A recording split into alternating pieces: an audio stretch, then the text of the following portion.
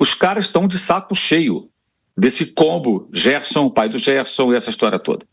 Porque isso vem de muito tempo, né? É um desgaste muito grande. E o que está muito claro é que se a gestão anterior ela tinha mais malebolência, jogo de cintura e tal, né? Essa tem uma forma de trabalhar que eu considero mais profissional, assim, menos brodagem e mais tá preto no branco, é o que está escrito, acabou. Esses 40 milhões, eu falei disso semana passada, outro colega também que trouxe a informação foi o Vene Casagrande, muita gente duvidou, agora estão entendendo que de fato existe, eu vi a cláusula. A cláusula, ela determina que o valor que o Gerson teria a receber é mais ou menos isso, tá? É um pouco complexo, vou tentar simplificar. O valor que o Gerson teria que receber até o final do contrato em direito de imagem reveste como multa a favor do Flamengo por uma rescisão unilateral. Porque o pagamento de multa é uma rescisão unilateral, né? O Gerson está rescindindo com o Flamengo porque ele aceita uma proposta de outro clube que paga a multa rescisória. Não sou advogado, mas quando tomei conhecimento disso e pensei, como é que deixaram isso, essa cláusula no contrato? Né? Eu pensei, deveriam ter dito não, essa cláusula não, porque ela é muito nociva para o jogador. Deixa o jogador em situação muito ruim. Não sei, talvez algum advogado me convença do contrário, mas eu achei uma falha, né? Uma falha, porque deixou o jogador vulnerável. Esse dinheiro dá mais ou menos 6 milhões e 200, 300 mil euros. Significaria que os 25 virariam 31, né? E pouco, mais de 31 milhões de euros, né? Aliás, milhões de euros, né? Mais de 31 milhões, é muito dinheiro. É muito dinheiro. Tá? E eles não vão abrir mão. Houve, inclusive, uma tentativa. A reunião foi na segunda passada, hoje é quarta, né? Então já tem aí 9 dias que aconteceu a reunião, que durou 10 minutos, tá? Foi super rápido. O Boto, o Gerson, representantes do jogador e tal, e o pessoal do Zenit. E pelo que entendi, entrou, inclusive, online, que nem nós estamos aqui agora. E foi dito, não, vamos conversar e tal, proposta, o Boto teria dito, olha, nós fizemos um acordo há 2 meses, né? Renovamos o contrato, vocês pediram a redução da multa e colocamos em 25 bilhões de euros. A multa é 25 bilhões de euros, descemos de 200 a 25, mas aí não tem negociação. É 25 para quem quiser levar, pagar os 25, ponto final. Não tem, aí encerrou a conversa. Houve tentativas ao longo desses últimos dias de negociação e a resposta foi a mesma do Flamengo, não tem negociação. Quer sair, quer levar o jogador, paga a multa rescisória. Exatamente igual o caso de La Cruz. Quando o Flamengo se interessou pelo jogador, então, no River Plate, procurou o time argentino, o River falou, não quero vender. Quer levar, paga a multa. Se acerta com ele, o Flamengo se acertou com o jogador e pagou a multa. O River não aceitou negociar. Nem abriu a possibilidade de conversas a respeito, porque não tinha interesse em vender o atleta. Vendeu pelo que estava estipulado como multa rescisória. A situação é muito parecida. Só que o De La Cruz saiu bem do River Plate. Eles aceitaram, entenderam que já estava lá há um bom tempo e que era a oportunidade dele ganhar mais, dele abrir fronteiras no mercado brasileiro, e entenderam, tanto que ele saiu de lá campeão, né, ganhou um título, um troféu, aquela Supercopa desde no final da temporada. Ele deu várias entrevistas lá para a imprensa argentina, todo mundo sorridente. O Gerson ao contrário, porque essa relação está muito desgastada, Thiago, e o que piorou tudo foram essas manifestações recentes, anteriores, no começo do ano, de que o Flamengo não valorizaria o jogador e tudo mais, e depois eles sentaram e fizeram um acordo. E aí, tempos depois, 2 meses, depois de exatamente 2 meses, aí surge de novo essa história de sair para o futebol agora da Rússia, né? É claro que a proposta, pelo que se comenta, né? Embora sempre a fonte sempre é gente ligada ao jogador, né?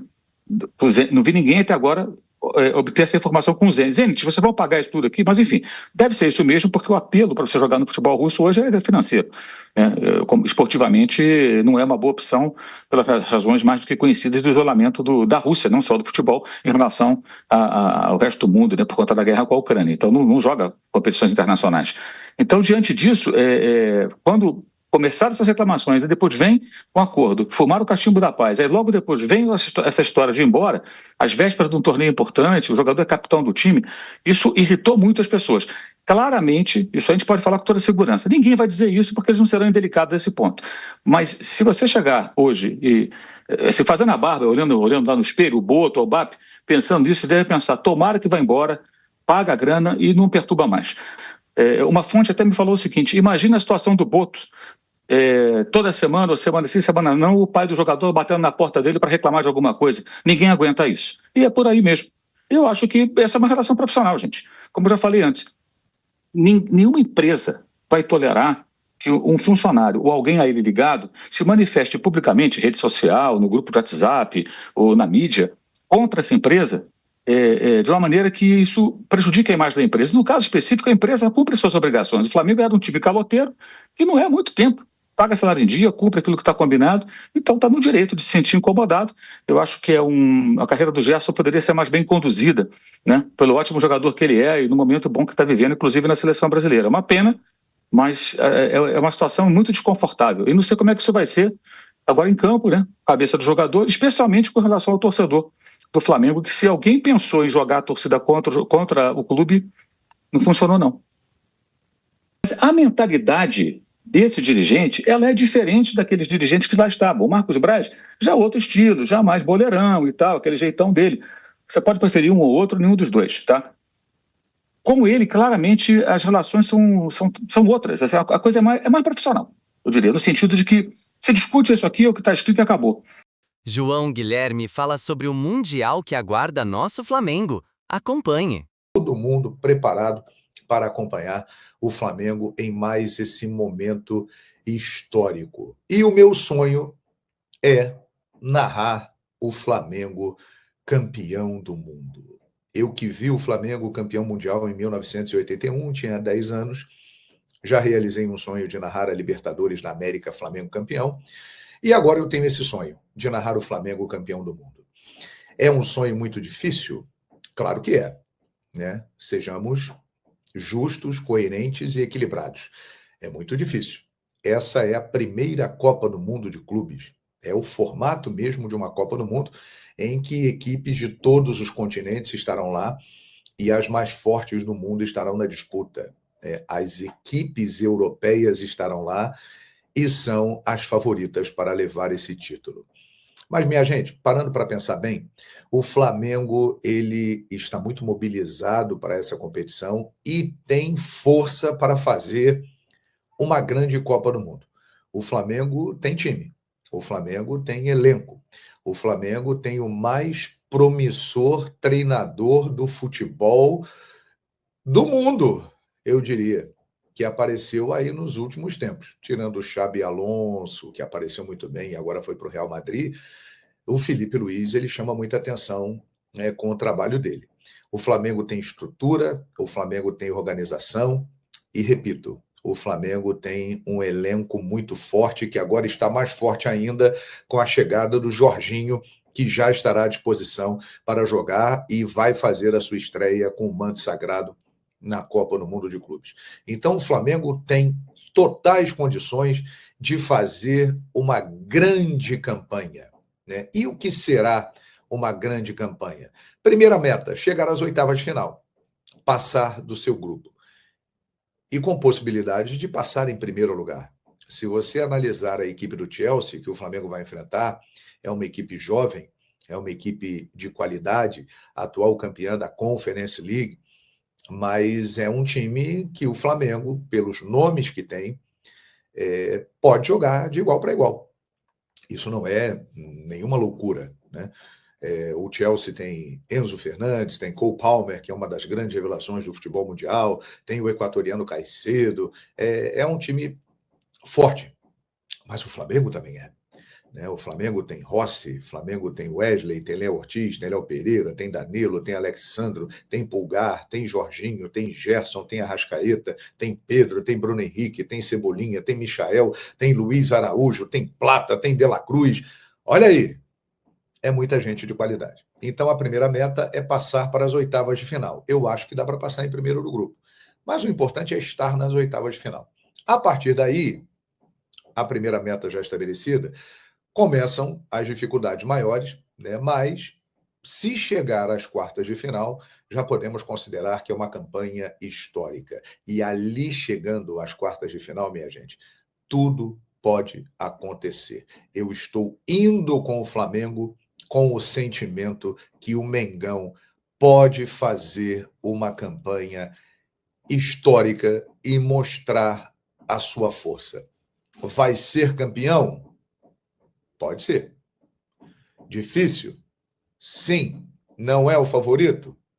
Sim, não é o favorito. Mas, quem sabe? Vamos medir a força do Flamengo nesta competição. Mas uma coisa eu acho que vai acontecer. O Flamengo vai se apresentar muito bem e a nação rubro-negra ficará orgulhosa. Isso é um palpite que eu tenho. Na prática, nós vamos ver. 16 de junho, 10 da noite, horário de Brasília, a estreia contra o Esperance da Tunísia. Dia 20 de junho, 3 da tarde, o jogo do grupo contra o Chelsea. E dia 24 de junho, 10 da noite, a partida que fecha contra o Los Angeles FC. O jogo mais importante para mim é o primeiro, é a estreia contra o Esperance Clube, porque ali você quebra essa ansiedade, esse gelo de estrear, e se estrear bem, ganha confiança e vai embora.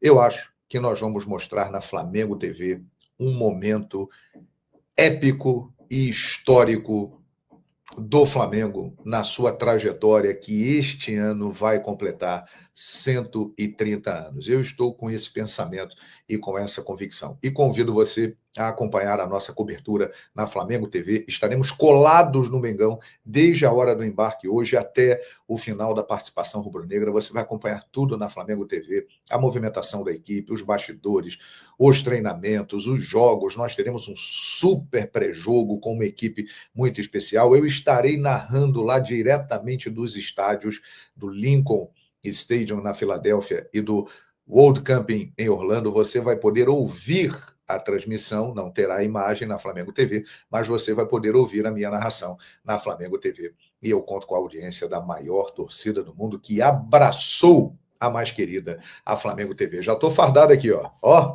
Já estou aqui devidamente fardado. Olha lá, que beleza. Esse é o nosso uniforme hoje para embarcar e ir com o Mengão para buscar um mundo de novo. Você acredita? Eu tenho um sonho.